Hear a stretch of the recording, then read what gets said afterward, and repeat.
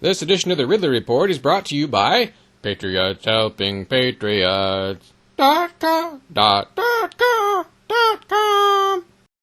Some folks say you should have two types of investments these days, the kind you can eat and the kind you can shoot out of a rifle. When it comes to the eating kind, you can get 12 servings free. Learn more at patriotshelpingpatriots.com.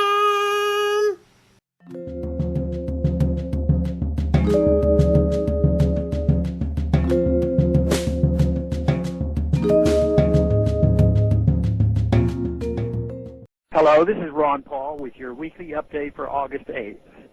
The Super Congress created by the recent debt ceiling increase deal is a typical example of something nefarious attached to a bigger bill that is rushed through Congress without giving members ample opportunity to consider its full ramifications.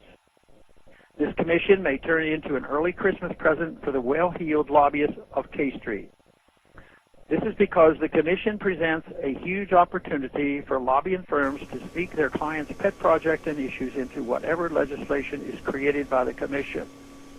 The fact that automatic cuts to defense are named if the committee deadlock simply signals to the military-industrial complex to bring their A game to the lobbying effort.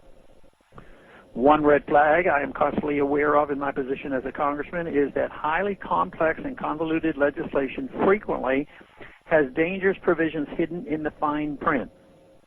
Elaborate legislative packages force lawmakers to take the bad with the good, and often if they refuse, they are accused of voting against the positive provision, never mind the blatant constitutional violations in the bill, the spending, the waste, and the unchecked expansion of government. Okay, very good. Thank you. Hi, Congressman Natalia Orlando. Nice to meet you. Nice to meet you.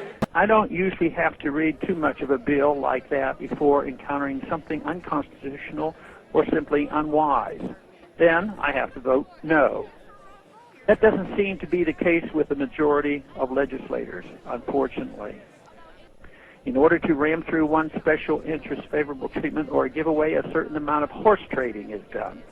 The end result is mammoth bills with myriads of unrelated provisions that favor those with the best lobbyists at the expense of everyone else.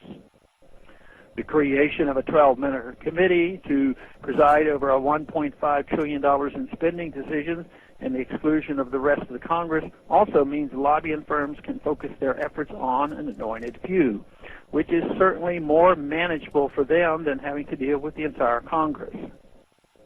Every cut considered will, of course, have a recipient on the other end whose livelihood is being threatened. The probable outcome is that any cuts realized will be more a function of lobbying prowess than the merits or demerits of the actual programs on the chopping block. Make no mistake, I am enthusiastically for cutting government spending. The goal should be to eventually reduce government down to the size and scope of its constitutional limitations. However, the process of getting there must also be constitutional.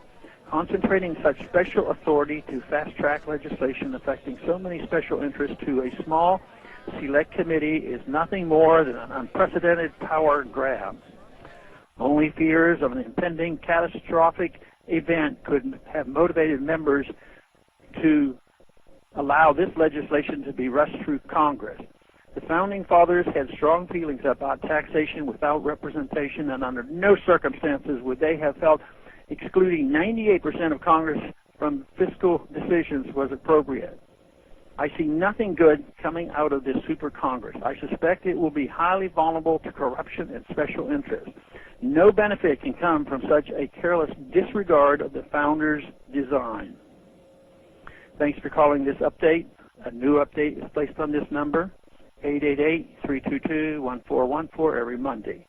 The written text of which can be found on my website, www.house.gov/Paul, under the heading Texas Straight Talk. Thanks for calling.